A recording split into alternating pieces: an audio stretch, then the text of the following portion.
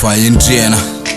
Panetretena no amerenako fa io tsy mitiko falemena fiaramonina io tsy mety alana monimonna fa tsy zaka rehefa ela ny fandeferana no arona tsy faisa miaina atiny fa ny olombelona misaina mitady anaka ny biby manolona ny mpiara-miaina teo lafatra nambakainy sainy tsy matakatra tianaka-danitra le mitovy avo mitatatra izy fiantefa lay toetsaina mirefarefa ny sengy azo eny amin'ny avo indrisy anefa neviteny ho mafy tsy nainy onona sy ny hafa diso fitaizana tramizanaka manjafa mba te hiarina fa firenena letika tsy tafarina milorona any amin'ny lalan-diso saro takarina ndao jerena raha tsirarainy samy anetry tena ka hiaraka hikatsaka le tena fahendrena tsisy tasy tsisy tompony mangasy asa mba ho tantaratra fa teny irainy malagasy iray tanindrazana sanatriny sarapazana fa raha iaina raha hivatsy sainy sisa tazana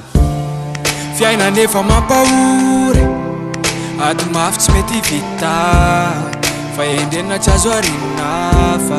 io nilova tsara indrindra meteza ianao ho tsara de ho tsara ny fiafaràna Hiova ny tantara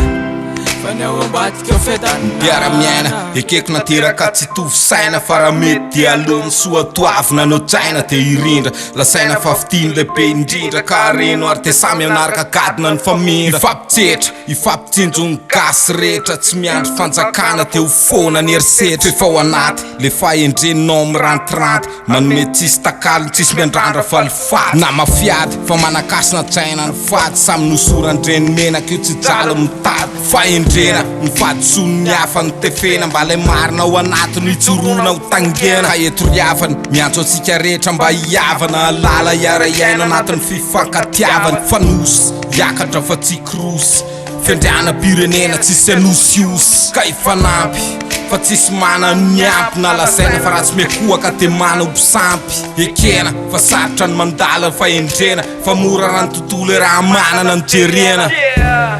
fiaina nefa mampahory ady mafy tsy mety vita fahendrena tsy azo arina fa io nilova tsara indrindra meteza ianao ho tsara de ho tsara ny fiafaràna Hiova ny tantara fa ny ao ambadika fiadanana fiaina nefa mampahory ady mafy tsy mety vita fahendrena tsy azo arina fa io nilova tsara indrindra meteza ianao ho tsara de ho tsara ny fiafaràna Hiova ny tantara fa ny ao ambadika fiadanana ny fanolotanana ny rehetra andeha ho azy fa raha raha le mahay mifampitsetra ka ny razana itiky raha mitazana fa tsy niala tamin'ny afatra na velany tanindrazana